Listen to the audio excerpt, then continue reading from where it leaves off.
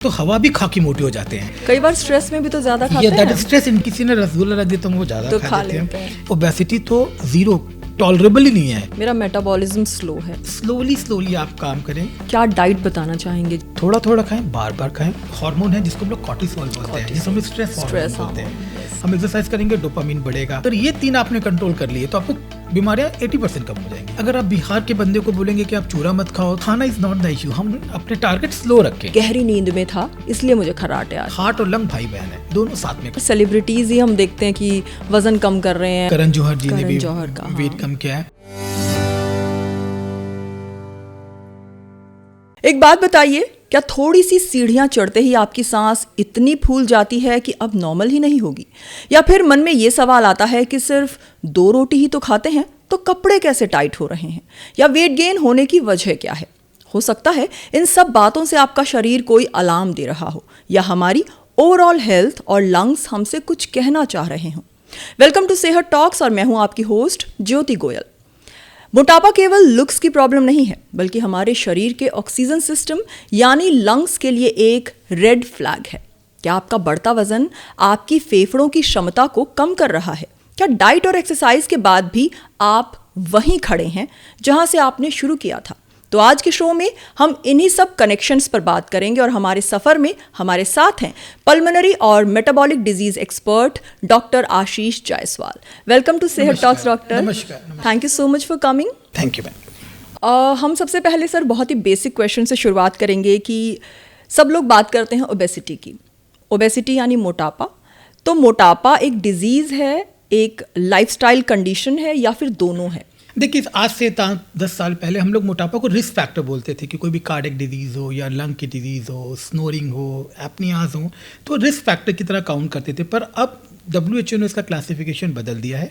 अब ओबेसिटी एक बीमारी है, इट्स ए डिजीज़ ओनली। अगर आप WHO की डेफिनेशन भी देखते हैं तो वो ये बोलते हैं कि इसमें 3 शब्द बहुत इंपॉर्टेंट है कि ये क्रॉनिक बीमारी है, एक रिलैप्सिंग बीमारी है, एक प्रोग्रेसिव बीमारी है, जो कि हमारी बॉडी के अंदर जो एक्सेसिव फैट है उसके एडिपोज टिश्यू में या डिफरेंट बॉडी ऑर्गन्स कैविटीज़ में फैट के जमा होने से होती है।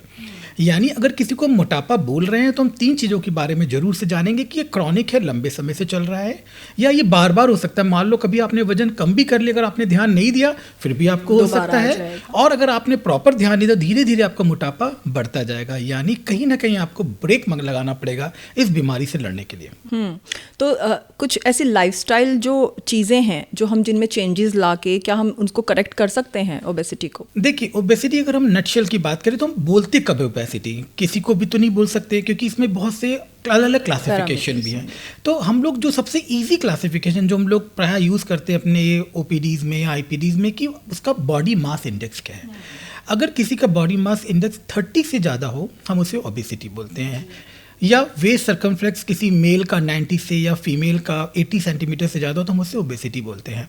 मगर अगर आप साउथ एशियन पॉपुलेशन की बात करते हैं तो हम लोग इसकी वैल्यूज़ को थोड़ा नीचे कर रखा है हम लोगों ने। अगर किसी का 26 से भी अगर BMI ज़्यादा है तो हम उसको ओबेसिटी कहते हैं, जबकि अगर WHO की डेफिनेशन की बात करें तो इसको हम लोग ओवरवेट कहते हैं। पर इंडिया में साउथ एशियन कंटेक्स्ट में अगर आपका BMI 26-27 से ज़्यादा है तो आपको ओबेसिटी है।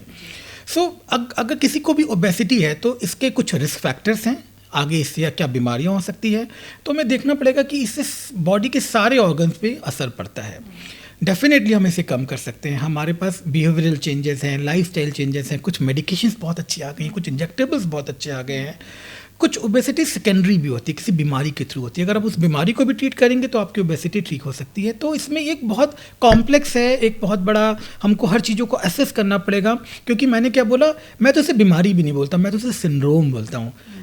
एक बीमारी अगर कोई एक चीज़ है वो बीमारी बोलती है, अगर कई बीमारियां मिल के एक बड़ी बीमारी बना रही है उसको सिंड्रोम बोलते हैं। तो ओबेसिटी एक सिंड्रोम जैसा है, तो उसके मल्टीपल रिस्क फैक्टर्स हैं और ये मल्टीपल ऑर्गन्स को असर भी डालते हैं। जी, तो सर हम देखते हैं कि कुछ लोगों का वज़न जो है वो बहुत तेज़ी से बढ़ता है और कुछ लोग ऐसा है कि कुछ भी खाएं उनका वज़न उतनी तेज़ी से नहीं बढ़ता जितना कि दूसरे लोगों का बढ़ता है। सर ऐसा क्यों होता है? देखिए, आपने बहुत अच्छा क्वेश्चन पूछा। एक हम लोग पढ़ते थे जो जितना कम खाएगा या जो जितना वॉक करेगा उससे उसकी ओबेसिटी कंट्रोल होगी। ये नो डाउट हम लोग ओबेसिटी का मतलब यही है कि अगर आपका आउटपुट इज़ मोर देन आपका इनपुट, अगर आपका कैलोरी इनटेक कम है और आप ज़्यादा वर्क कर रहे हैं तो आपको ओबेसिटी नहीं होनी चाहिए, पर अब ऐसा नहीं है।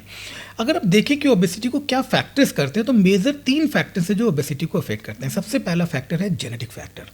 मतलब कुछ लोग बोलते हैं हम तो हवा भी खा के मोटे हो जाते हैं जी, तो ये वो प्राय जेनेटिक है। ये में वो अगर आप देखिए, अगर आप इसकी रिसर्च हो जाए तो 100 से ज़्यादा से जीन्स हैं जिनके म्यूटेशन से किसी को ओबेसिटी होती है। आपने देखो कुछ घरों में ओबेसिटी चलती है, वो कुछ भी नहीं खाते तब भी सारे बच्चे ओबीस होते हैं। तो ये फैमिली ट्री में चल रही है, ये जेनेटिक रीजन है। और more than 100 genes are responsible जिनको ट्रेस कर लिया हम लोगों ने, जो कि ओबेसिटी करती है। दूसरा एक इम्पॉर्टेंट है कि बॉडी की फिजियोलॉजी कैसी है, जिस पे हमारा असर हो सकता है, कम हो या पूरा ना हो या थोड़ा असर हो। अगर हम बॉडी की फिजियोलॉजी की बात करते हैं तो हमारे ब्रेन में कुछ सेंटर्स हैं, हाइपोथैलेमस में, आर्कुएट न्यूक्लियस में, जिसको हम लोग सेटाइटी सेंटर और हंगर सेंटर बोलते हैं। आपको पहले समझना पड़ेगा, जैसे मैंने कुछ खाना खाया, मेरा सेटाइटी सेंटर सेटिस्फाई हो गया ग्लूकोज से, तो अब मुझे खाना मैं अपना कम कर दूंगा। जब मैं कुछ नहीं खाऊंगा तो मेरा हंगर सेंटर बढ़ जाएगा, वो तुरंत ही एक्टिवेट हो जाएगा और मुझे कुछ भूख लगने लग जाएगी। सो ये जो पूरा इंटरप्ले है आपका सेटाइटी सेंटर या हंगर सेंटर में, ये हमको डिटरमाइन करता है कि हम कितना खाना खाएंगे। इसमें अगर कभी आपने देखा होगा कहीं मम्मी बनाएगी कचौड़ी तो हम ज़्यादा खा जाते हैं, मन नहीं है, भूखा पूरा पेट भरा हुआ है, मगर किसी ने रसगुल्ला रख दिया तो हम वो ज़्यादा खा जाते हैं। इसको हम लोग हिडोनिक ईटिंग बोलते हैं। ये हमारे कई बार स्ट्रेस में भी तो ज़्यादा खाते हैं, that is stress induce eating बोलते हैं। तो हिडोनिक ईटिंग में क्या होता है कि हमें अगर हमें किसी चीज़ से बहुत अच्छा लगता है तो हम खाने के ऊपर भी उसको खा सकते हैं। तो ये कुछ ऐसे फैक्टर हैं जो इन न्यूक्लियस को थैलेमस से भी आके कंट्रोल करते हैं। और जो थर्ड फैक्टर हम लोग बात कर रहे हैं, जो कि सबसे इंपॉर्टेंट फैक्टर जो हम लोग कंट्रोल कर सकते हैं, वो हमारे फैक्टर्स हैं कि आपका स्ट्रेस लेवल क्या है, आपका स्लीप पैटर्न क्या है, आपका एक्सरसाइज पैटर्न क्या है।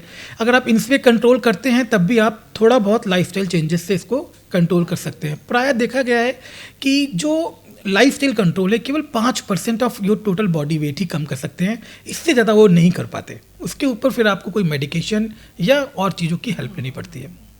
डॉक्टर साहब, हम सुनते हैं कि मेरा खाना डाइजेस्ट नहीं होता, मेरा मेटाबॉलिज्म स्लो है, तो ये मेटाबॉलिज्म क्या होता है और क्या मेटाबॉलिज्म के स्लो होने से वेट गेन का खतरा रहता है क्या? देखिए, मेटाबॉलिज्म एक बहुत ब्रॉड शब्द है, हर एक जगह यूज़ होता है। किडनी का भी मेटाबॉलिज्म है, हार्ट का भी मेटाबॉलिज्म है। अगर आप ओबेसिटी के मेटाबॉलिज्म की बात करते हैं तो हम लोग बात करना चाह रहे हैं कैलोरी इनटेक और कैलोरी बर्न की। डेफिनेटली हमारे बॉडी में बहुत से हार्मोन होते हैं जो कि इसको कंट्रोल करते हैं। जैसे आपने नाम सुना होगा, इंसुलिन हो गया, ग्लूकागॉन हो गया, ये वो हार्मोन है जो मेटाबॉलिज्म को हमारे कंट्रोल करते हैं। ऐसे ही हमारे कुछ डिफरेंट जीन्स के भी कुछ प्रोडक्ट्स हैं, जैसे लेप्टिन जीन आपने सुना होगा, या कुछ ऐसे जीन जिसपे रिसेप्टर्स होते हैं वो भी लोगों के कम होते हैं, वो भी मेटाबॉलिज्म कंट्रोल करते हैं। एक बहुत बड़ा एक हार्मोन है जिसको हम लोग कॉर्टिसोल बोलते हैं, जिसको हम स्ट्रेस हार्मोन बोलते हैं। तो क्या होता है कि जैसे अगर हम लोग आधे घंटे बैठे रहें तो अपना कॉर्टिसोल बढ़ने लग जाता है। जैसे कॉर्टिसोल बढ़ता है वो हमारे फैट के प्रोडक्शन को हेल्प करने लग जाता है। सो ये सब फैक्टर्स जो हमारे मेटाबॉलिज्म को डिपेंड करते हैं। कभी कभी देखा गया है कि जो हमारा सेल में माइटोकॉन्ड्रिया होता है वो हमारा पावर हाउस है, वो हमारी एनर्जी बर्न करता है। कभी कभी उनमें कुछ लोगों में जेनेटिक डिफेक्ट होता है। तो मेटाबॉलिज्म जेनेटिक भी हो सकता है और हम लोग अपने मेटाबॉलिज्म को इम्प्रूव भी कर सकते हैं। अगर हम एक्सरसाइज करेंगे कॉर्टिसोल कम होगा, हम एक्सरसाइज करेंगे डोपामिन बढ़ेगा जिससे हमें आराम मिलेगा, हम एक्सरसाइज करेंगे या कम खाएंगे तो हमारा इंसुलिन का लेवल कंट्रोल हो जाएगा। तो इन सब चीज़ों से स्ट्रेस ना लेके अच्छा स्लीप पैटर्न फॉलो करके भी हम इस पर कंट्रोल कर सकते हैं। तो मेटाबॉलिज्म को कंट्रोल भी किया जा सकता है। बट देखा गया जो नए रिसर्च अभी आई है कि सपोज़ कोई बंदा बहुत मेहनत करता है, उसके बाद उसका वेट कुछ तो कम होता है पर उसी मेहनत के बाद उसका वेट भी बढ़ने लग जाता है। इसको हम लोग यो पैराडॉक्स बोलते हैं, जिसको हम लोग बोलते हैं वेट साइकिलिंग। तो इसमें बंदा बहुत ज़्यादा मेहनत कर, जैसे मुझे आज मेरा ओबेसिटी हो गई, मुझे परसों शादी में जाना है 3 महीने बाद, तो मैं I start running, I start doing everything, diet पे भी चले जाएंगे, सब चीज़ें करने लग जाएंगे, खाने लगेंगे। मगर उससे काम नहीं चलेगा। अगर आपको मेटाबॉलिज्म को स्ट्रॉन्ग करना है तो स्लोली आप काम करें, धीरे धीरे काम करेंगे तो लंबे समय तक आपका काम चलेगा। यही चीज़ मेडिकेशन पे भी देखी जाती है। तो इसी को वेट साइकिलिंग बोलते हैं। इसलिए बहुत इंपॉर्टेंट है कि धीरे धीरे अपने मेटाबॉलिज्म को इम्प्रूव किया जाए तो कि हमको लॉन्ग टर्म इफेक्ट असर। बेसिकली मेटाबॉलिज्म जो आपका करेक्ट होगा या कंट्रोल होगा वो एक्सरसाइज के थ्रू ही हो सकता है और धीरे धीरे हो सकता है, आपने बताया जी। सर, हमने देखा है अक्सर कि विमेंस में ख़ासकर 30s या लेट 30s होते होते वेट गेन जल्दी होने लगता है। कुछ तो फैक्टर्स होते हैं हार्मोनल भी शायद, और कुछ और फैक्टर्स भी होते होंगे जो बीइंग एन एक्सपर्ट आप बता सकते हैं, वो क्या होते हैं? देखिए, बहुत इंपॉर्टेंट पॉइंट है कि आफ्टर 30 जो हमारा धीरे धीरे 30 के बाद ईस्ट्रोजन की वैल्यूज़ कम होने लग जाती है। और ईस्ट्रोजन एक बहुत अच्छा हार्मोन है, फीमेल हार्मोन है, जो कि आपको कार्डियक डिजीज़, मोटापे से, ब्लड प्रेशर से बचाता है। तो बहुत इंपॉर्टेंट तो ये हार्मोन के कारण हो सकता है। दूसरा इंपॉर्टेंट होता है कि प्रेगनेंसी हो रही होती है। Pregnancy is a diabetogenic state, pregnancy is a obesogenic state, उसमें अपने आप ओबेसिटी होती है, हमारा वेट गेन होता ही होता है। थर्ड इंपॉर्टेंट पॉइंट है कि जैसे जैसे एज बढ़ती है वैसे पीसीओडी जो आजकल हम लोग देख रहे हैं, हर 3 में से एक फीमेल को पीसीओडी है, तो इसका इंसिडेंस बढ़ता चला जाता है। आजकल आप देखिए कि फीमेल्स में भी स्मोकिंग, अल्कोहल बढ़ रहा है। अगर आप और भी देखा चाहेंगे तो बहुत सी गर्ल्स ओसीपीज लेती हैं, जो भी हार्मोनल थेरेपीज ले रही हैं अपने पीरियड्स के लिए, साइकिल्स के लिए, पीसीओएस के लिए, उससे भी वेट बढ़ता है। सेकेंडली फिर क्या है कि जब प्रेगनेंसी के बाद वेट बहुत लंबे समय के बाद कम होता है, तो ये सारे फैक्टर इंटरप्ले करते हैं फीमेल की साइकोलॉजी में, फीमेल की बॉडी की हार्मोन्स में, मेटाबॉलिज्म में, जो इसलिए देखा गया है कि आफ्टर 30 उनका वेट बहुत जल्दी बढ़ता है। पर अगेन अगर आप प्रॉपर कंट्रोल करें, प्रॉपर डाइट पैटर्न फॉलो करें, पोस्ट प्रेगनेंसी आप एक्सरसाइजेज, योगा जितनी बताया उतना करें, तो डेफिनेटली एक और भी बात होती है, प्रेगनेंसी में थोड़ा पोस्ट पार्टम ना थोड़ा साइकोलॉजिकल डिप्रेशन भी होता है, और उसमें जिसका आपने बोला कि उसमें स्ट्रेस ईटिंग भी बहुत कॉमन होती है प्रेगनेंसी के बाद, तो एक वो भी फैक्टर है जो कि ये सब काउंट करता है। तो आपने बात की थी अभी भी कॉर्टिसोल की, वो कितना रोल प्ले करता है? देखिए, कॉर्टिसोल एक मेजर हार्मोन है, जितना इंपॉर्टेंस इंसुलिन का उतना ही इंपॉर्टेंट कॉर्टिसोल का बॉडी में। देखिए आजकल ना आपने देखा, और क्या सिर्फ ये फीमेल में होता है? नहीं, दोनों में होता है। इसीलिए देखिए आजकल ना जो नई वॉचेज आ गई हैं एआई वाली, उनमें अगर 30 मिनट आप बैठे रहो तो बीप करने लग जाती हैं कि you have to be stand after 30 minutes, so that आपका जो कॉर्टिसोल का प्रोडक्शन ना बढ़े। ये इतना इंपॉर्टेंट है। कॉर्टिसोल ये हमारा स्ट्रेस हार्मोन है, जैसे स्ट्रेस बढ़ेगा वैसे कॉर्टिसोल बढ़ेगा, वैसे वेट गेन होना चालू हो जाएगा। आप अल्कोहल लेंगे, कॉर्टिसोल बढ़ना चालू हो जाएगा। तो एक बहुत इंपॉर्टेंट मेजर हार्मोन है जो कि मेटाबॉलिज्म को कंट्रोल करता है। देखिए हमारी बॉडी में 3 हार्मोन इधर very important, thyroid, cortisol and insulin. अगर ये 3 आपने कंट्रोल कर लिए तो आपको बीमारियां 80% कम हो जाएंगी, सारी बीमारियां कम हो जाएंगी। तो कॉर्टिसोल लेवल को जो आपको नापने का कोई तरीका है, कोई टेस्ट होता है? देखिए कॉर्टिसोल बहुत डायनेमिक हार्मोन है। वैसे जिनको बीमारियां होती हैं, कुछ लोगों को एडिसेंस या ऐसी कुछ बीमारियां, उनके अंदर हम फास्टिंग कॉर्टिसोल को मेज़र कर सकते हैं। पर ये बहुत ज़्यादा प्रायः डायबिटीज़ हम लोग नहीं करते बिकॉज उसका बहुत फ़ायदा नहीं ना। मगर हाँ, जिनके यहाँ जेनेटिक सिंड्रोम्स हैं, जैसे फैमिलीज़ में रन कर रहा है, या बच्चा सब कुछ करने के बाद कोई बंदा है उसका तब भी बढ़ता चला जा रहा है, ऐसे केसेस में हमें कॉर्टिसोल कराना चाहिए। ऐसे केसेस में बहुत से हार्मोन जब हम लोग इवेल्युएट करते हैं ओबेसिटी को कि भाई 16 साल का बच्चा है, वेट 100 किलो है, तब आपको इवैल्यूएट करना, तब कॉर्टिसोल हार्मोन एक्सेस, पिट्यूटरी के हार्मोन्स हम इनका इवैल्यूएशन करते हैं। सर, क्या वेट लॉस की थ्योरी जो है वो eat less and move more पे काम करती है? नहीं, एकदम नहीं करती। ये एक पार्ट है, डेफिनेटली बात तो है, वैलिड भी लगता है कि कम खाएंगे ज़्यादा करेंगे, पर ये चलता नहीं ना। तो केवल इस पे नहीं करते बिकॉज बहुत से सेंटर्स हैं। देखिए नर्व्स काम कर रही हैं, ब्रेन काम कर रहा है, जेनेटिक्स काम कर रही है, तो केवल इस थ्योरी पे काम नहीं होगा। और वैसे भी अगर आप इस थ्योरी को भी फॉलो करते हैं तब भी आपका वेट लॉस 5% से ज़्यादा नहीं होता, तो आपको कुछ और इसके अंदर करना पड़ेगा। तो आप क्या बताना चाहेंगे हमारे व्यूअर्स को? कुछ ऐसे टिप्स देना चाहेंगे या कोई ऐसी आदत जिसको फॉलो करें तो वेट आपका कंट्रोल में रहेगा और ओबीज नहीं होंगे आप? देखिए इसमें एक बहुत इंपॉर्टेंट है कि हम लोग नॉन एक्सरसाइज, मतलब एक तो हम एक्सरसाइज करें, हम लोग सुबह कर सकते हैं, शाम कर सकते हैं, बस हम सभी काम कर रहे हैं तो हर समय तो एक्सरसाइज नहीं भी कर सकते, रनिंग भी हर समय नहीं कर सकते। तो एक इंपॉर्टेंट पॉइंट है कि जब भी आप एक्सरसाइज नहीं कर रहे हैं, आप काम भी कर रहे हैं, तब भी आप इस तरह ऐसी एक्टिविटीज़ करिए। जैसे आजकल मैंने क्या किया, मैं ट्रेडमिल पे चलता हूँ तो फ़ोन बात कर लेता हूँ, तो मेरा जो फ़ोन का, बिकॉज मेरा सारा काम फ़ोन पे होता है, तो जब मैं एक्सरसाइज करता हूँ मेरा फ़ोन चल रहा होता है, जब मैं ट्रेडमिल पे वॉक कर रहा होता हूँ तो मैं फ़ोन पे कर रहा होता हूँ। तो मैं फ़ोन पे वॉक करने के साथ साथ क्या करता हूँ, अपनी एक्सरसाइज भी मैं अपने जो 10,000 स्टेप्स का कोटा है उसको कोटे को फिल कर रहे हैं। जैसे फीमेल्स हैं जो हाउस वाइफ्स हैं, वो अपने घर के काम कर रहे हैं, कोर्स करें तो कोर्स काम चाहें तो खड़े होकर कर लें। ऐसे करके भी बहुत सी चीज़ें हैं जो हम अपने स्टेप्स को और अपने कैलोरीज को बर्न कर सकते हैं। खाने में बहुत इंपॉर्टेंट, डाइट का भी बहुत इंपॉर्टेंट रोल है जो हम लोग उसको भी कर सकते हैं। देखिए ओबेसिटी में जो गाइडलाइंस हैं वो मेडिटेरियन डाइट्स के हैं, मतलब कि आप अपने खूब ग्रीन वेजिटेबल्स लें, नट्स लें, अनसैचुरेटेड फैटी एसिड्स लें। ये सब भी अगर आप लेंगे तब भी आपका वेट धीरे धीरे कुछ 2 से 3% कम होता है। तो डाइट का भी ध्यान दें, उससे भी आपको आराम मिलेगा। बाकी कुछ मेडिसिन हैं, आपने देखा कुछ इंजेक्टेबल्स आजकल मार्केट में आ गए हैं, जो कि अगर आप इतना करने के बाद भी आपका नहीं हो पा रहा है तो डेफिनेटली वो मेडिसिन और इंजेक्टेबल्स बहुत अच्छे हैं। अभी तक तो कोई बहुत साइड इफेक्ट्स नहीं आया है और they are very good for in future. और अब देखते हैं इसका कैसे फ्यूचर इंडिया में आता है। डॉक्टर साहब, पहले लोग कहते थे कि हमें 3 मील्स अ डे खाने हैं, उसके बाद बात होने लगी कि स्मॉल पोर्शन में 6 मील्स अ डे खाएं। तो हम कितना और कब खाएं कि हमारा कंट्रोल में रहे वेट? देखिए, जो डाइटरी पैटर्न्स हैं ये ना डिफ़र करते हैं, क्योंकि डाइटरी पैटर्न बहुत डिफर करते हैं हम लोग कितना काम कर रहे हैं। कोई बंदा अगर 12 घंटे बाहर काम कर रहा है तो 6 मील पैटर्न तो फॉलो हो ही नहीं पाएगा।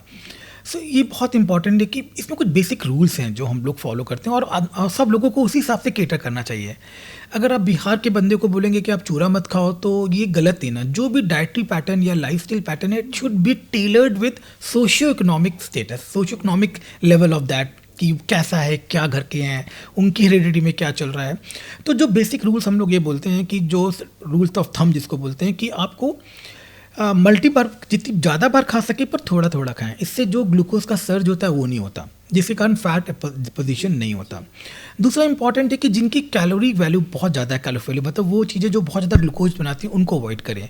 उसमें जैसे केला हो गया, अंगूर हो गया या मैंगो हो गया, ये फटाक से बढ़ाते हैं। या आपको अल्कोहल हो गया, स्मोकिंग हो गया, इसको तो एकदम ही बंद करना है। सेकेंड थर्ड हम लोग थंब रूल है इसके अंदर कि जो भी आप खा रहे हैं उसमें ब्रिस्क वॉक करना बहुत ज़रूरी है। केवल वॉक करना नहीं इंपॉर्टेंट है, जब तक आप ब्रिस्क वॉक ना करें। और जो अमेरिकन डायबिटिक एसोसिएशन है वो बोलता है 30 मिनट्स एक वीक में 5 दिन भी अगर आप करते हैं तो अपना वेट को स्टेबल रख सकते हैं।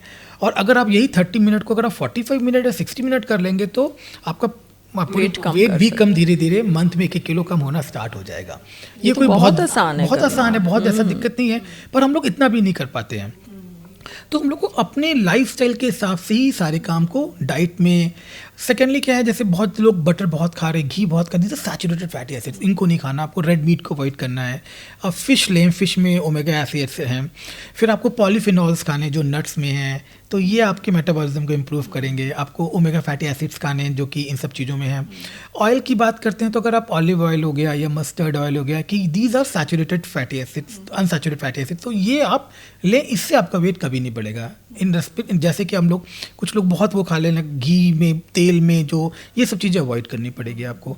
और मुझे तो ऐसा लगता है इंडिया में ना कि खाना इज़ नॉट द इशू। हम लोग ना बड़े बड़े मोटे मोटे बर्गर्स नहीं खाते India, we are not US population. और हमारा खाना भी अभी भी देखा जाए तो हर घर में पुराना वाला ही सिस्टम फॉलो हो रहा है, बैलेंस डाइट वाला। प्रॉब्लम इंडियंस के साथ क्या हो गया कि now we are running with the pace with this word for our work, तो हम एक्सरसाइज नहीं कर पाते। तो हमारे पास लैक ऑफ एक्सरसाइज जो कि कॉमन है इंडियन सब कॉन्टिनेंट में, ना कि हम लोग एक्सेसिव फूड खा रहे हैं। तो वो एक थोड़ा सा हम लोगों को देखना पड़ेगा कि किस तरीके से हम उसको चेंज कर सकते हैं। एक्सरसाइज में आना पड़ेगा, वो हमें हैबिट लानी पड़ेगी। जी, लोग ना डाइट करना शुरू करते हैं तो शुरुआत में तो बहुत अच्छे रिजल्ट्स मिलते हैं, बट जैसे वो लॉन्ग टर्म में जाते हैं तो वो रिजल्ट होना कम हो जाते हैं और वेट एक जगह पे आके स्टक हो जाता है। तो इसके पीछे क्या थ्योरी काम करती है? देखिए, इसके पीछे एक शब्द भी है, मेटाबॉलिक ओबेसिटी, जिसको हम लोग बोलते हैं कि भाई बंदा ओबीज है पर मेटाबॉलिज्म तो अच्छा है। सो क्या होता है कि जब हम इनिशियली अपना लाइफस्टाइल चालू करते हैं, हमारा वेट लॉस होना स्टार्ट हो जाता है। पर जैसे ही वेट लॉस स्टार्ट होता है तो बॉडी का काम है होम्योस्टैसिस करना। तो बॉडी को लगता है कि मेरा वेट कम हो रहा है, कहीं मेरा वेट पूरा तो कम नहीं हो जाएगा। तो बॉडी स्टार्ट, जो एडिनोपेक्टिन हमारे वो हार्मोन्स ऐसे निकालते हैं जो कि हमारे वेट को बढ़ाने चले जाते हैं। इसीलिए हम लोग ये बोलते हैं कि कभी भी वेट लॉस बहुत जल्दी मत करो, ग्रेजुअली स्लोली करोगे तो बॉडी उसको अपना पार्ट मानने लग जाएगी। बॉडी को लगेगा हाँ ये सिस्टम हम बॉडी खुद कर रही है, तो इस तरीके से जो सर्ज होते हैं हार्मोन्स का वो नहीं करती है। क्या होता है कि जैसे मैं अब सपोज एक बंदा मोटा है, ठीक है, या मान लो कोई फीमेल है जिसको पीसीओडी है या थायराइड के इश्यूज़ हैं, आपने इमीडिएटली तो वेट करके और सब करके कर दिया, मगर जो बेसिक पैथोलॉजी है, फिजियोलॉजी, आपने उसको कवर नहीं किया। आपने थायराइड करेक्ट नहीं किया अपना, या आपने अपने जो और जो पीसीओस है उसको करेक्ट नहीं किया, तो वो फिर आगे अपना फिर से एक हिट मारती है और फिर से वेट बढ़ना चालू हो जाता है। इसीलिए देखा होगा आपने, कुछ लोग स्टार्ट तो करते हैं initially, they are very happy with that diet plan, that dietitian, that aerobic, हो सकता है 1 महीने में 2-3 किलो वजन कम हो जाए, बाद में दे कम बैक, फिर से वैसे होने लगता है। तो ये क्योंकि हमारी बॉडी एक हीमोस्टैसिस मेंटेन करती है, उसको लगता है कि भाई वजन कम हो रहा है, it's not good for us, because एक वजन भी बहुत इंपॉर्टेंट फैक्टर है। और ऐसे में बहुत एक और इम्पॉर्टेंट पॉइंट क्या है कि हम लोग जोश जोश में वजन कम कर देते हैं। तो वजन जब हमारा बॉडी का वेट कम होता है तो फैट के साथ प्रोटीन भी लॉस होता है। तो जब हमारा प्रोटीन लॉस होगा तो प्रोटीन कुछ ऐसे हार्मोन्स निकालता है, प्रोटीन की जो मसल्स हैं जो लॉस हो रही हैं, जो कि हमारे वेट को रेगुलेट करती हैं। तो हमारा प्रोटीन भी कम हो गया तो वो हार्मोन्स जो रेगुलेशन वो भी कम हो जाते हैं, इमीडिएटली वेट अपना जंप मार जाता है। तो इसलिए बहुत इंपॉर्टेंट है कि स्लोली अपन अपने टारगेट स्लो रखें, 1 साल पर रखें, जरूरी नहीं कि 3 महीने में रखें। अगर घर में शादी तो 1 साल पहले से अपना काम कर करें।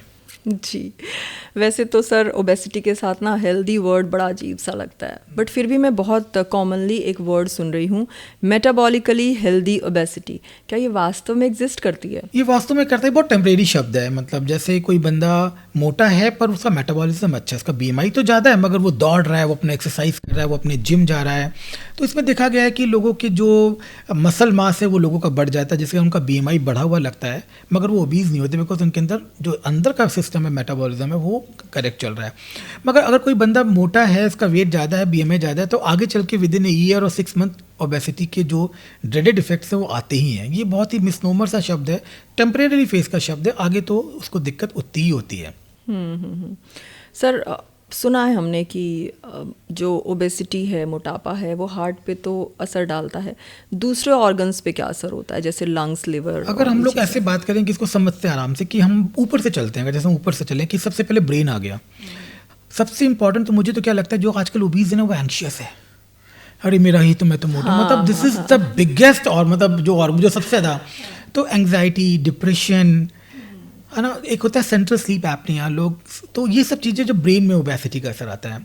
अगर हम नीचे आए, अगर हम हार्ट पे जाते हैं तो हम देख सकते हैं कि हार्ट अटैक इस ओबेसिटी के कारण हो रहे हैं। अगर हम देखें तो 1/3 जो हमारा जो कार्डियक जो डिजीज है उसमें ओबेसिटी रिस्क फैक्टर में आ जाता है। ब्लड प्रेशर हो गया, हार्ट फेलियर हो गया, ठीक है। इसी के साथ जो कोरोनरी आर्टरी डिजीज़ हैं जिसमें हमारी आर्टरीज में जो ब्लॉकेज हो जाता है, फैट डिपॉजिट हो जाता है, वो सब इन्हीं के कारण होता है। हार्ट जो प्रिडोमिनेंटली अफेक्ट होता है, हार्ट के पास ही आपका लंग बैठा हुआ है, तो लंग में मैंने तो देखा हुआ है कि जो मोटे बच्चे होते हैं ज़्यादा अस्थमा उनको ज़्यादा होता है, और ये प्रूवन थेरेपी है कि जो ओबीज पेशेंट होते हैं उनमें अस्थमा ज़्यादा होता है, या जो ओबीज पेशेंट होते हैं उनके अंदर सीओपीडी के एक्सरबेशन बहुत कॉमन होते हैं। सेकेंडली और थर्ड जो आजकल बहुत कॉमन है वो है स्नोरिंग, ऑब्स्ट्रक्टिव स्लीप एपनिया। जो बंदा ओबीज होगा उसको स्लीप एपनिया होगा ही होगा, मतलब होगा ही होगा, ये तो गोल्डन रूल है। इसीलिए जब भी मेरे पास कोई पेशेंट खराटों का फीमेल बोलती है भाई मेरा पति तो बहुत खराटे ले, तो सबसे पहला क्वेश्चन ये होता है कि आप वेट कम करें। मान लो उसका वेट नॉर्मल भी होगा तब भी हम बोलते हैं आप इससे भी 2 किलो 3 किलो वजन कम करें, सो दैट जो अंदर एबनॉर्मल फैट डिपोजिशन है जिसका स्नोरिंग हो रही है वो कम हो। फिर हम नीचे आते हैं तो सबसे, और उसके बाद इंपॉर्टेंट ऑर्गन है लिवर। लिवर में जैसे होता है तो नॉन अल्कोहलिक फैटी लिवर हो जाता है, स्टीटोसिस हो जाता है। पेंक्रियाज में डायबिटीज़ ऐसे पेशेंट्स को बहुत कॉमन हो जाता है। ट्राइग्लिसराइड लोगों के बढ़े हुए रहते हैं, कोलेस्ट्रॉल भी इश्यूज़ रहते हैं। ऐसा देखा गया लोगों को तो इनकॉन्टिनेंस हो रहा है, यूरिन इनकॉन्टिनेंस भी ओबेसिटी कारण होता है। जो मोटे होते हैं उनके तो यूरिन की भी प्रॉब्लम होने लग जाती है, जल्दी रुकना, देर से आना करना। तो ये एक ओबेसिटी एक पूरे बॉडी के सारे सिस्टम को, इसीलिए मैंने आपको पहले बार बोला कि ये सिंड्रोम हो गया है, ये बॉडी के हर एक डिजीज़ को अफेक्ट कर रहा है। कुछ लोग, और ख़ासकर मैंने ओबीज को देखा है कि थोड़ी दूर चलते हैं तो इस तरीके से हाँफने लगते हैं कि जैसे मैराथन दौड़ के आए हैं। तो क्या जो ओबेसिटी है वो आपके लंग्स पे भी इफेक्ट करती है? डेफिनेटली करती है। जब हम एक टेस्ट है जिसको हम लोग स्लीप स्पायरोमेट्री बोलते हैं या पल्मोनरी फंक्शन टेस्टिंग बोलते हैं, तो जो ओबीस पेशेंट होते हैं उनके अंदर रिस्ट्रिक्टिव लंग पैटर्न फॉलो होता है। मतलब उसके अंदर जो हमारी लंग की कैपेसिटी वो पूरी कम होती जाती है, बिकॉज हर जगह फैट डिपोजिशन होता है। और सबसे इंपॉर्टेंट मसल डायफ्राम है, डायफ्राम में फैट डिपॉजिट होता है तो हम लोग प्रॉपर सांस लेना बंद कर देते हैं। एक और आप बात समझिए, लंग की कैपेसिटी हाइट पे डिपेंड करती है। जो जितना लंबा होगा उसका लंग उतनी कैपेसिटी होगी। अगर कोई सेम हाइट के 2 बंदे हो जिसका वजन 10 किलो ज़्यादा हो तो सारा वेट उसका चेस्ट पे होता है, तो हमारे लंग को मेहनत करनी पड़ती है उससे ज़्यादा चेस्ट को ऊपर करने में, जिसके कारण ही ब्रेथलेसनेस होती है। तो डेफिनेटली सबसे पहला जो असर अगर ओबेसिटी का दिखता है वो ब्रेथलेसनेस भी दिखता है, लोगों को ब्रेथलेसनेस होने लग जाती है बिकॉज ऑफ एक्सेसिव वेट। तो सबसे पहले लंग पे हमें उसका असर दिखना चालू होता है। बात की आपने कि मोटे लोगों को खर्राटे आते हैं, बट जनरली लोग कहते हैं मैं तो आज बहुत थका हूँ या थकी हूँ, या फिर लोग कहते हैं कि भाई मैं तो गहरी नींद में था इसलिए मुझे खर्राटे आ रहे थे। तो खर्राटे आने की वजह क्या होती है डॉक्टर, सबसे पहली बात? दूसरी बात, हम इनको कम कैसे कर सकते हैं अगर कर सकते हैं? देखिए 2 तरीके की खर्राटे होते हैं, जिसको हम लोग पैथोलॉजिकल स्नोरिंग बोलते हैं, फिजियोलॉजिकल स्नोरिंग। फिजियोलॉजिकल स्नोरिंग मतलब वो हर नॉर्मल आदमी को भी हो सकती है। एक्चुअली खर्राटों में क्या है, जब हम सोते हैं तो हमारा इंट्राथोरैसिक प्रेशर कम होता है और टंग पीछे जाती है। जब अचानक से जब टंग पीछे जाएगी तो हमारे एयरवे का ऑब्स्ट्रक्शन हो जाएगा, हवा अंदर नहीं जाएगी। जब हवा अंदर, जब ब्रेन को लगेगा अरे कुछ हो रहा है, हवा नहीं जा रही, ऑक्सीजन नहीं मिल रही है, तुरंत ही ब्रेन माइक्रोस्कोपिकली जागता है। हमें नहीं पता चला, हम तो सो रहे हैं, पर ब्रेन जागता है। जैसे ब्रेन जागता है वो टंग को बोलता है ऊपर की तरफ प्रेशर देता है, जिसके यहाँ टंग वाइब्रेट करती है, खराटे की आवाज़ आती है।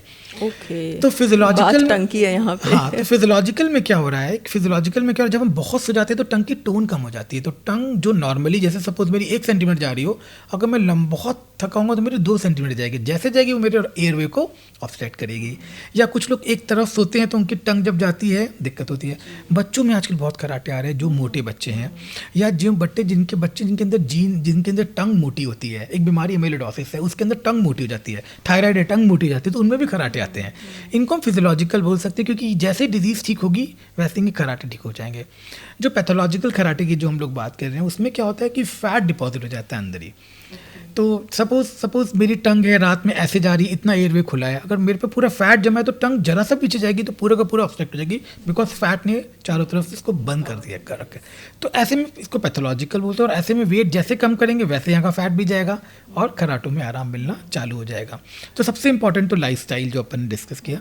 और कुछ मशीनें आती हैं जिनको हम लोग बाईपैप और सीपैप मशीन बोलते हैं। इनके नाम में इनका मतलब छुपा है, they give positive airway pressure. ये एयरवे को खोल के रखते हैं सो दैट टंग ऊपर नीचे जाती नहीं और खराटे होते। जी सर, आजकल एक क्लिप आती है जो आप नेज़ल इस पे फिक्स कर लेते हैं, और मैंने बहुत सारे एडवर्टीजमेंट्स में देखा है कि ऐसे आती हैं। तो क्या ये इनसे कुछ इफेक्ट होता है खराटों में? कोई इफेक्ट नहीं करता, ये केवल मार्केट गिमिक है। इन क्लिप से कोई, और इनसे लोगों को नुकसान ज़्यादा होता है, क्योंकि अगर आपको मशीन लगाने को बोलते हैं तो क्लिप के बाद लगा नहीं पाते हैं, और क्लिप से कभी किसी का फ़ायदा नहीं हुआ है। कुछ लोगों को क्या होता है, जिन लोगों को रनिंग नोज बहुत ज़्यादा हो रही है या जिनको पॉलिप है, वो लगा के कर सकते हैं so that they can breathe from mouth. पर माउथ ब्रीथिंग तो ऑब्वियसली बहुत ही ख़राब बात है, तो वो तो करना भी नहीं चाहिए। तो इसलिए अपने लिटरेचर में इसका कोई रोल नहीं है। कहते हैं कि वज़न के बढ़ने से रात में आपको बॉडी जो है ऑक्सीजन कम ले पाती है, क्या ये फेटल हो सकता है? डेफिनेटली फेटल हो सकता है। इसको हम लोग बोलते हैं heart failure with preserve ejection fraction. क्या होता है कि हार्ट भी है, पंप कर रहा है, तो हार्ट के आसपास जो पेरिकार्डियम होती है, जब भी हमारा फैट बढ़ता है तो पेरिकार्डियम में फैट आने लग जाता है, तो पेरिकार्डियल फैट बढ़ने लग जाता है, जिसके कारण हार्ट पूरी तरीके से मूव, हार्ट में कोई दिक्कत नहीं है, उसके वॉल्स में कोई दिक्कत नहीं है, हार्ट काम भी अच्छा कर रहा, पर बिकॉज जब वो मूव कर ही नहीं पा रहा उसके, क्योंकि चारों तरफ एक लेयरिंग बढ़ती चली आ रही है, तो हार्ट की धीरे धीरे इसकी फंक्शनिंग कम होती चली जाती है। और प्राय देखा गया है ओबेसिटी इसका मेन कारण होता है। रात के समय ये चीज़ बढ़ती है क्योंकि उन लोगों को स्लीप एपनिया भी होती है, और हम जब सोते हैं तो हमारा लंग भी थोड़ा फिजियोलॉजिकली डिप्राइव होता है ऑक्सीजन के लिए, तो ऐसे लोगों को रात में दिक्कत होती है। तो ऐसे पेशेंट आपने देखा होगा 45 डिग्री पे 2 लंबा पिलो लगा के ही सो पाते हैं।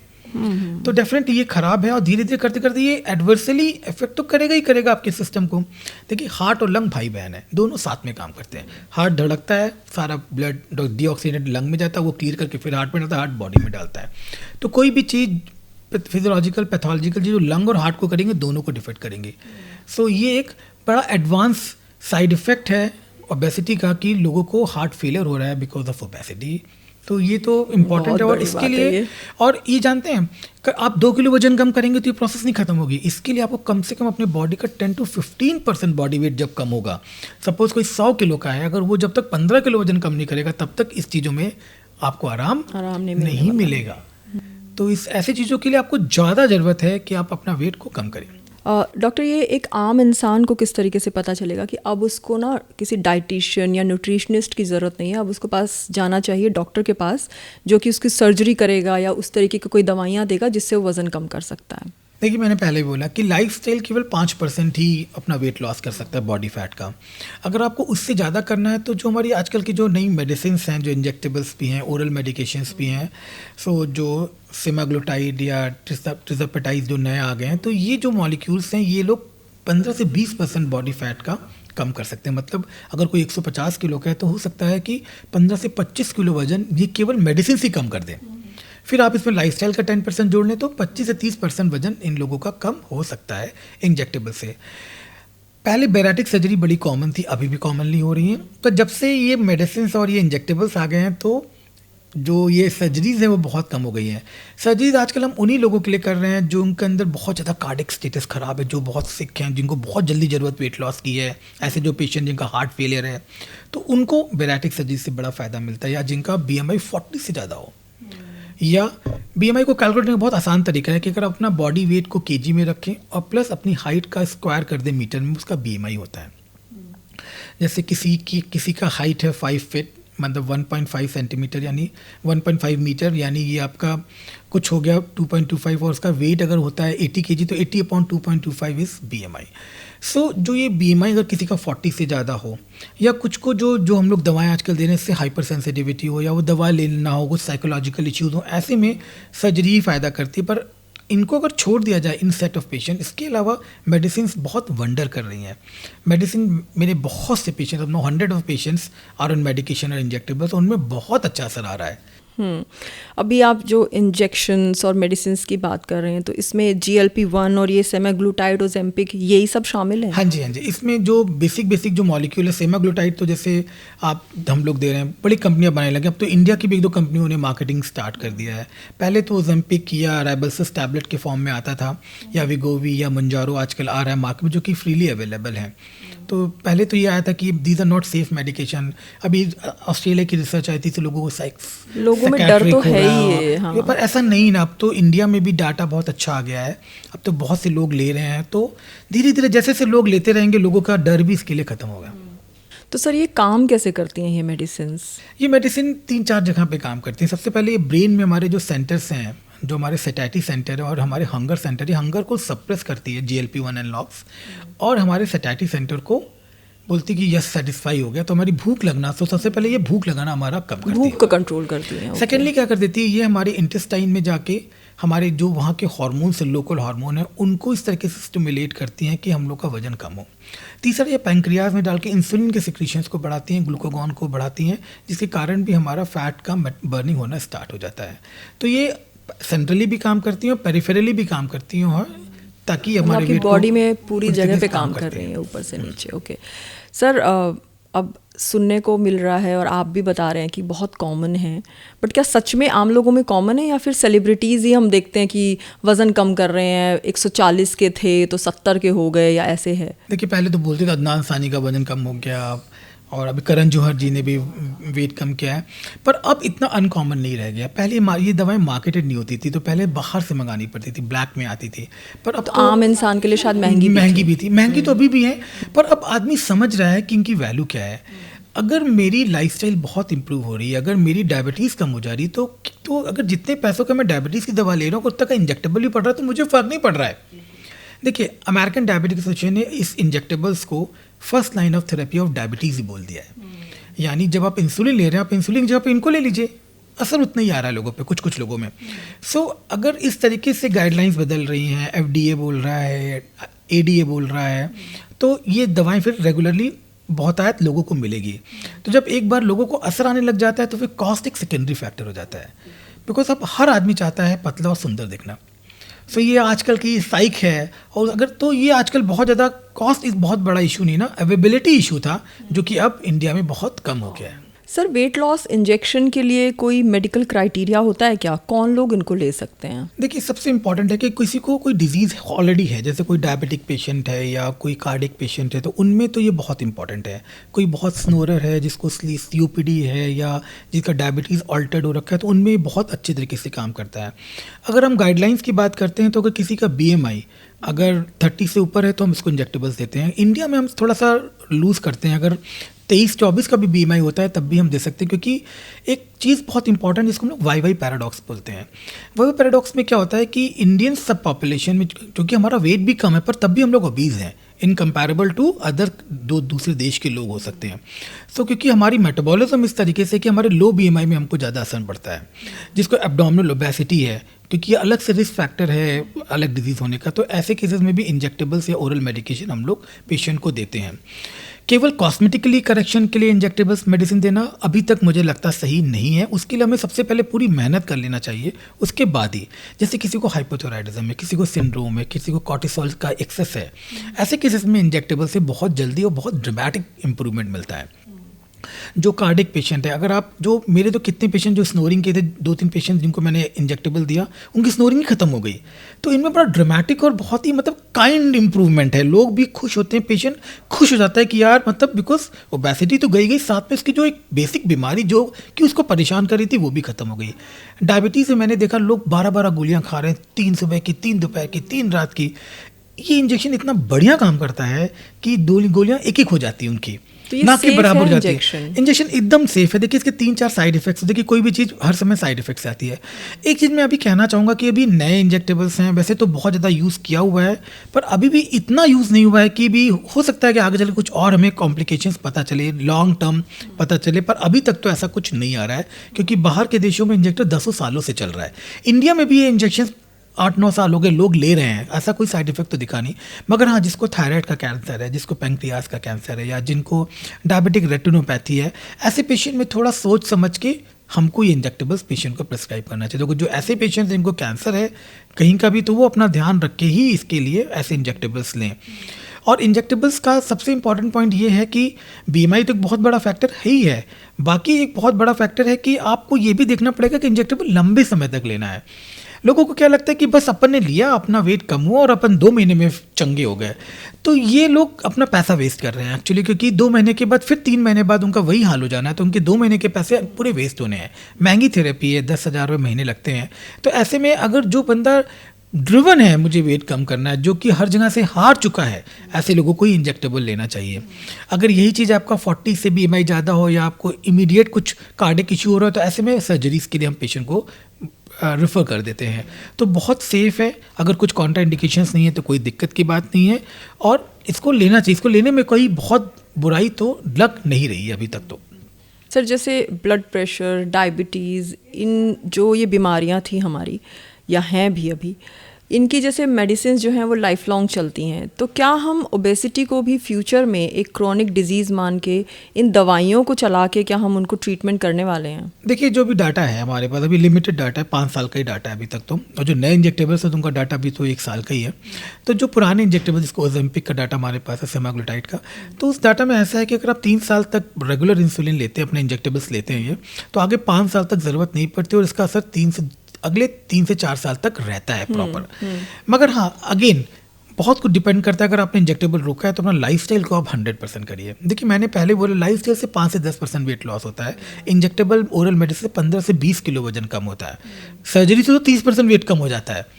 मगर सब चीज़ों की अपनी जगह पे अपनी इंपॉर्टेंस है। सो अगर कोई बंदा इंजेक्टेबल्स या ले रहा है तो 3 साल तक तो हम लोग कोशिश करते हैं ले। अगर 18 महीने तक भी लेता है तो उसका इतना असर आ जाता है कि वो आगे 3 साल तक प्रोनाउंस रहता है।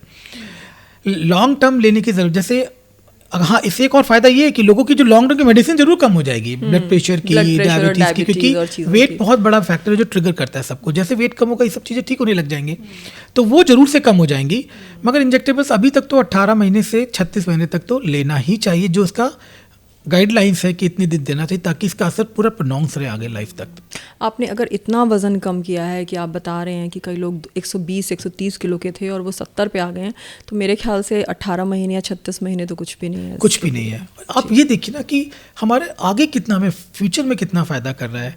हम लोग आगे देखिए स्टंट्स पढ़ रहे हैं, पेशेंट कार्डियो में जा रहा है, मतलब एनजीओज हो रही हैं, वो क्या वो सस्ते में हो रहा है? सबकी कॉस्ट इनहेरेंट, बहुत महंगा इलाज कराना इसमें बहुत महंगा। तो अगर आप कुछ आज ही कर लें जिससे आप सुंदर भी दिखें, जिससे आप एक्टिव भी रहें, जिससे आप कॉन्फिडेंट भी रहें और हेल्दी भी रहें, तो और आप अल्टीमेटली वो सारा पैसा आगे वाला अभी कट कर देंगे, तो अभी इंजेक्टेबल लेने में कोई नुकसान नहीं है। और सर एक बहुत बड़ा कंसर्न है, वो है बच्चों में ओबेसिटी।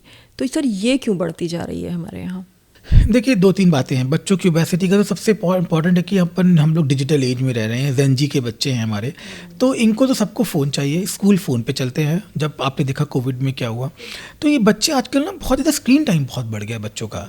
हमारे समय में तो स्क्रीन होती ही नहीं थी, आजकल स्क्रीन टाइम बहुत बढ़ गया, जो कि बहुत बड़ा रीज़न है। फिर पहले हमारे समय में अगर हम लोग कहीं घूमने जाते थे तो 6 महीने में एक बार कहीं से हमें किसी चीज़ का पैकेट मिल गया, किसी फ्रैम्स का या किसी अंकल चिप्स का पैकेट मिलता। तो अब तो ऐसा हो गया कि हर घर में पड़ा ही हुआ है। सो जो ये फूड पैटर्न चेंज हो गया लोगों को, जो लोग आजकल के जो बच्चे हैं, सॉल्ट इजीली अवेलेबल और रिफाइंड शुगर्स बहुत नहीं लग गए हैं। और जो डाटा बोलता है कि 80% जो बच्चे जो आज मोटे हैं, 80% चांसेस है वो आगे चल के भी मोटे होंगे और उनके अंदर कार्डियक डिजीज होगी। चाइल्डहुड ओबेसिटी एक इंडिपेंडेंट रिस्क फैक्टर है कार्डियक डिजीज़ के लिए। तो अगर आज आपका बच्चा मोटा है तो इसका मतलब आप उसको प्यार मत दिखाइए, आप उसके बीमारी दे रहे हैं, आगे चल के 20 साल बाद वो कार्डियक पेशेंट बनने वाला है, उसको ब्लड प्रेशर, शुगर ऐसा होने वाला है। सो बच्चों में जो ओबेसिटी बढ़ने का तो मोस्ट इंपॉर्टेंट जो कारण जो अगर हम कंपेयर करें तो यही है कि उनकी लाइफस्टाइल चेंज हो गई है, उनका खाने का पैटर्न चेंज हो गया, उनका स्लीपिंग पैटर्न चेंज हो गया, वो फ़ोन ज़्यादा यूज़ करते हैं। इसके कारण से भी ये प्रॉब्लम बच्चों में बढ़ रही है और ये एक इंडिपेंडेंट रिस्क फैक्टर है। तो जो बच्चे मोटे हैं आप उनको क्या सजेस्ट करेंगे कि वेट कैसे मैनेज होगा? लाइफस्टाइल चेंजेस, डाइट या कुछ और? देखिए, अभी बच्चों में तो हम ये इंजेक्टेबल से दवाएं नहीं दे रहे हैं, बच्चों में हम कुछ गोलियां देते हैं जिससे वेट थोड़ा कम हो सकता है। बच्चों के लिए देखिए, बच्चों की जो एज है वो खेलने कूदने की, रनिंग की एज है। हम इतना नहीं रन कर सकते जितना बच्चा हम लोग एक्चुअली प्लेग्राउंड में बहुत खेला करते थे, आज वाले बच्चे प्लेग्राउंड में नहीं खेलते। आजकल के बच्चे खेलते भी तो इंडोर गेम्स ज़्यादा खेलते हैं। तो ये जो बच्चों का, मैं तो हर पेरेंट्स को बोलता हूँ कि हर बच्चे को एक आउटडोर गेम खेलना आना ही चाहिए। तो जैसे गर्ल्स है, बैडमिंटन हो गया, जिम्नास्टिक्स हो गया, बच्चे हो गया, क्रिकेट हो गया, फुटबॉल हो गया, जो भी सारा गेम खेलना चाहता है। तो ये बहुत ज़रूरी है कि आउटडोर गेम की एक्टिविटी ज़रूर से पेरेंट्स अपने बच्चों में डालें, जो आजकल के बच्चों में कम हो गई है। एक्चुअली आजकल प्रॉब्लम भी ये है कि देखिए ना, दोनों पेरेंट्स काम कर रहे हैं और हम लोग न्यूक्लियर फैमिली होते चले जा रहे हैं। जैसे मैं अपनी लॉस के साथ रहता हूँ तो वो नाना नानी मेरी बेटी को ले जाते हैं, घुमाते हैं, उसको कभी पार्क लेके चले गए, कभी दौड़ा दिया। तो ये भी थोड़ा सा अब कम हो रहा है, जो कि अब प्रॉब्लम होने लग गया है। तो इसलिए भी बच्चों को बहुत इंपॉर्टेंट है, पेरेंट्स को भी बहुत इंपॉर्टेंट है, क्योंकि अब देखिए जितना आपका बच्चा आज हेल्दी है तो कल उसका फ्यूचर बहुत अच्छा है। देखिए आजकल देखिए 40 साल में लोगों को हार्ट अटैक हो रहा है, 23 साल में लोग जिम करते करते लोग गिर रहे हैं। तो ये वही सब आगे इतना स्ट्रेस होना ही है, इतना डाइटरी पैटर्न इतना होना ही। तो हमें तो अभी से सारे पेरेंट्स को अपने बच्चों को इस तरीके से स्ट्रांग बना देना है। और ओबेसिटी तो ज़ीरो टॉलरेबल ही नहीं है बच्चों में ओबेसिटी होना। तो बच्चे का जो पेरेंट है उनमें से कोई भी पेरेंट या फिर दोनों पेरेंट अगर ओबीज हैं तो क्या बच्चे में ओबेसिटी आना लाजमी है? हाँ, देखिए लाजमी तो नहीं है, मगर हाँ 50% चांसेस होते हैं। इसके दो रीजंस हैं। एक तो ये सोशो कल्चरल फैक्टर्स होते हैं। कुछ जैन फैमिलीज हैं जैसे, उनके यहाँ घी में बहुत खाना बनता है, तो शुरुआत से बनता चला आ रहा है और उनके लिए ओबेसिटी कोई बुरा बात नहीं है। तो ऐसे घर में तो सभी मोटे होने हैं। हाँ, 50% जेनेटिक फैक्टर्स भी हैं। जैसे किसी मदर को थायराइड है तो बच्चों को भी थायराइड होना, किसी मदर को शुगर है तो बच्चों में भी शुगर होना बड़ा कॉमन है, जेनेटिक, क्योंकि इनका जेनेटिक प्रेडिस्पोजिशंस है। सो ऐसे में जेनेटिक भी बड़ा कॉमन है, मगर मुझे लगता है कि सोशो कल्चर फैक्टर्स बहुत ज़्यादा हैं। मैं देखता हूँ कि फैमिलीज़ में मतलब मेट्स खाना बना रही हैं, कभी ये खा रहा है, कभी वो खा रहे हैं, 2 घंटे बाद ये खा रहे हैं। जो ये पेरेंट्स का जो प्यार बच्चों का खाने में निकलता है उसको उनको कम करना पड़ेगा। तो इसके लिए तो रिस्पॉन्सिबल पेरेंट्स ही हैं actually. Doctor Ashish Jaiswal as an expert क्या डाइट बताना चाहेंगे जिससे वेट मैनेज रहे?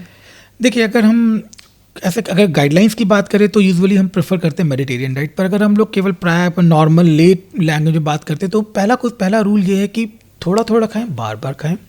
सेकंड इंपॉर्टेंट है क्या खाएं क्या ना खाएं, सबसे इंपॉर्टेंट तो वही है। और अपनी डाइट को टेलर करें कि आप किस तरीके से आप जी रहे हैं, जीवन कैसा है आपका।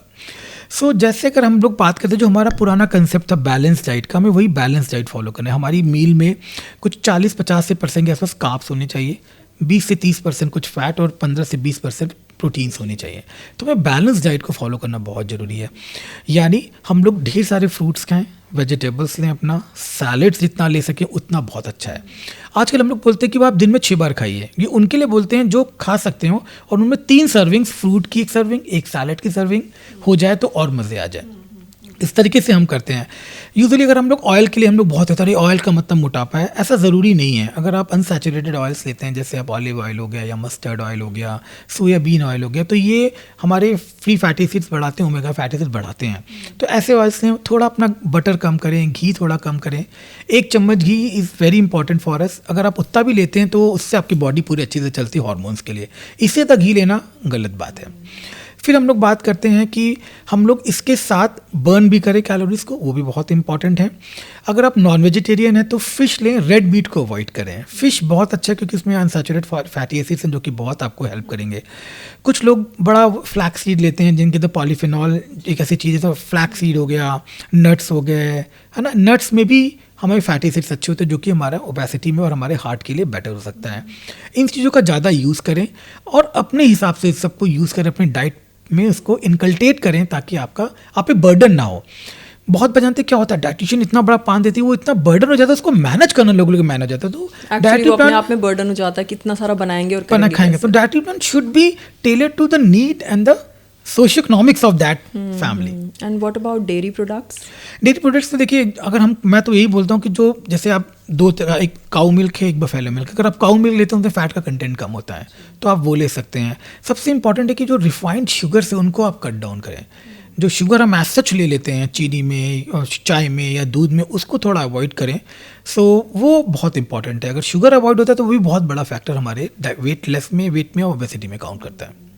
जो पेरेंट्स अपने बच्चों का वेट मैनेज करने की कोशिश कर रहे हैं, जिनके बच्चे ओबीस हैं, वो कहाँ गलती करते हैं कि उनके बच्चे की जो ओबेसिटी है वो कम नहीं हो पाती? देखो, अगर पेरेंट्स ध्यान दे रहे हैं, डाइट पे पूरा ध्यान दे रहे हैं, डाइट के साथ साथ एक और इम्पॉर्टेंट बच्चों में होता है कि बच्चों में कभी कभी माइक्रोन्यूट्रिएंट्स की कमी हो जाती है, जिंक, क्रोमियम, विटामिन डी, क्योंकि बच्चा बाहर तो जा नहीं रहा आजकल। सो ये भी बहुत इंपॉर्टेंट है कि उन पेरेंट्स को इनके न्यूट्रिएंट्स को भी, बच्चों में और बड़ों में भी, इसको भी इनको कंप्लीट करना, ताकि मसल्स ज़्यादा अच्छे से काम कर सके और बच्चा अपने कैलोरीज को बर्न कर सके। तो डॉक्टर, आज की बात आपसे इतनी ही। Thank you so much for coming to our show and hopefully हमारे व्यूअर्स को आपकी बातों से बहुत फ़ायदा होगा। तो डॉक्टर जायसवाल ने सांस की नली से लेकर पेट की चर्बी तक के सारे कनेक्शंस हमें समझा दिए, लेकिन आपको किस डाइट, एक्सरसाइज या टेक्निक की ज़रूरत है वो केवल एक एक्सपर्ट ही बता पाएंगे। इसलिए बिना सलाह के कोई एक्सपेरिमेंट मत कीजिएगा। आज का शो आपको कैसा लगा हमें कमेंट्स में बताएं। शो को लाइक, शेयर और सब्सक्राइब ज़रूर करें। और अगर आपके पास भी कोई ऐसा दोस्त है जो पक्का से कल से जिम जाऊंगा बोलकर गायब हो जाता है, तो उसके साथ ये एपिसोड ज़रूर शेयर करें। अगली बार फिर मिलेंगे एक नए टॉपिक और एक्सपर्ट के साथ। तब तक के लिए फिट रहिए और स्वस्थ रहिए। नमस्ते।